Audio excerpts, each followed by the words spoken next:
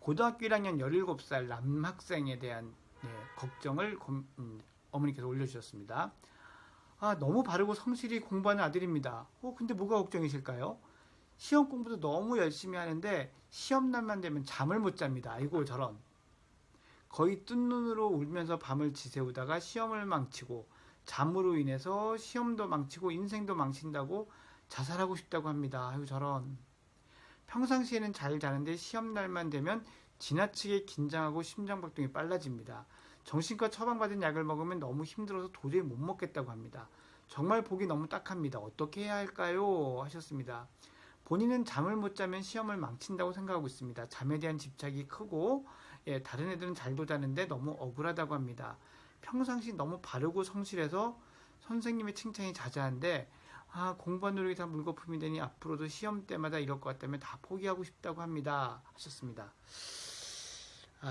이 수능 시험이 만점자를 한 1% 정도 내겠다라는 게 평가원의 방침이잖아요. 뭐 1%는 아니더라도 만점이 많이 나옵니다. 그러니 시험이 이전에 비해서는 쉬워졌거든요. 그러니 실수를 안 하는 것이 무엇보다도 중요해졌어요. 그것은 학군이 좀 센 학군이라고 흔히 얘기하는 이런 데서 다니는 아이들의 공통적인 고민이기도 합니다. 한 문제만 틀리면 삐끗해서 성적이 두루룩 떨어지죠.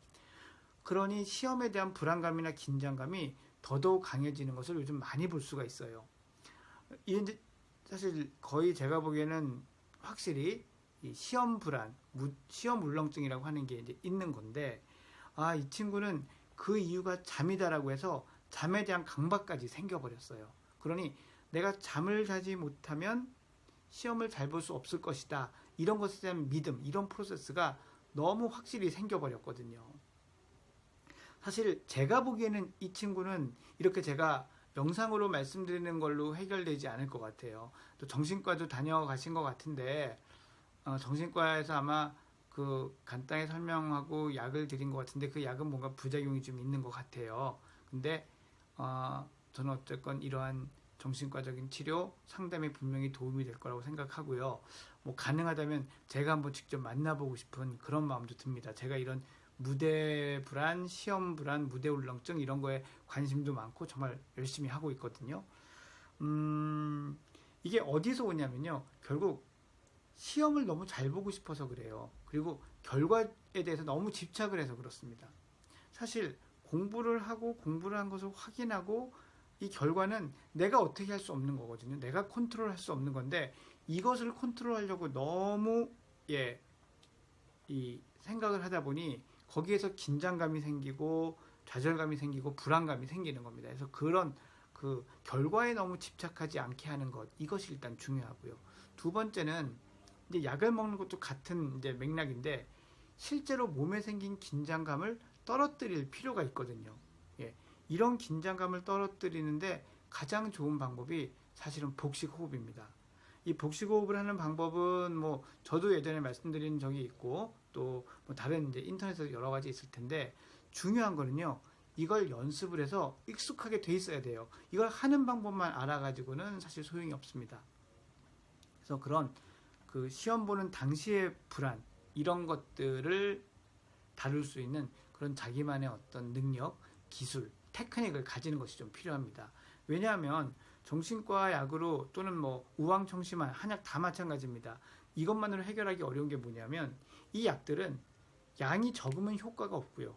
양이 어느 수준으로 넘어가면 부작용이 많아서 오히려 어떤 학습이나 인지활동을 방해합니다. 그러니 딱히 이 적절한 윈도우 안에 있어야 되거든요. 그러니까 조금만 상황이 변하거나 심리가 변하면 약이 효과가 없는 경우가 많습니다. 그래서 뭐 이 영상을 만들고 유튜브에 영상을 올리는데 이렇게 말씀드려서 좀 그러실 수도 있겠지만 일단 이 정도 되는 경우에는 저는 전문가를 찾아가셔야 된다고 생각을 합니다. 그래서 뭐 약이 도움이 안 되더라 이렇게 해서 그냥 자르지 마시고 어떤 이 정신치료, 상담치료, 면담을 통해서라도 이런 것들이 좋아질 수 있는 길이 있으니까 꼭 전문가와 함께 하시기를 바랍니다.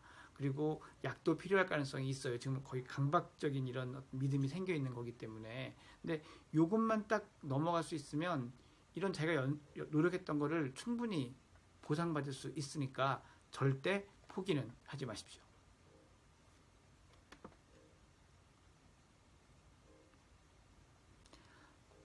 자, 이번 질문은 4살짜리 남자아이의 질문입니다. 예. 만 3살 때부터 말을 더듬을 때가 있다고 합니다. 예. 한 1년 지켜보자고 해서 보고 있는데 어떨 때는 잘하는 것 같다가도 익숙한 언어를 잘하는데 자기 생각을 해서 말할 때는 많이 더듬네요 하셨습니다. 하고 싶은 말은 더듬을 대로 다 하는데 자신감이 부족하고 잘 모른다고 생각하는 얘기는 그렇다라고 하는 모양입니다. 자신감을 키워주는 방법으로 칭찬도 많이 해주고 하고 있는데 언어 치료를 해야 할지 고민이 되어서요. 어떻게 해야 좋을지 여쭤봅니다 하셨습니다. 언어 치료를 한다 아니다 여부를 떠나서요. 이런 상황이면 저는 이 언어 검사를 포함한 심리 검사는 한번 해보시기를 권합니다. 제가 이렇게 말 더듬는 거를 이유로 해서 저를 찾아오는 분들을 보고 제 지인 중에도 이제 있는데 이 말 더듬는 것이 어떤 사실은 언어 기능의 미성숙 또는 약간의 기능 부전 때문에 생기기도 하는데 불안이 높은 아이들이 오히려 생기기도 하더라고요. 말을 잘하려고 하고 또 혹시 내 말이 뭔가 그 끝까지 전달이 안 될까봐 이렇게 긴장하는 아이들도 이런 모습들이 보이거든요. 그래서 말더듬이 있는데 놀이치료나 심리치료 같은 걸 통해서 불안이 적어지고 나니까 말을 싹 더듬지 않는 경우를 저희가 정말 많이 봐요. 그래서 뭐 언어 치료를 꼭 하셔야 합니다. 이런 것에서의 의미가 아니라 이런 경우에는 이 아이의 심리적인 다른 측면이 없는지 부모님이 생각하시는 것과 미처 발견하지 못한 어떤 양육 태도의 변화가 필요한 건 아닌지 이런 것에 대한 전문가와의 판단, 논의가 필요한 것 같습니다. 그러니 너무 막 걱정하시거나 애들한테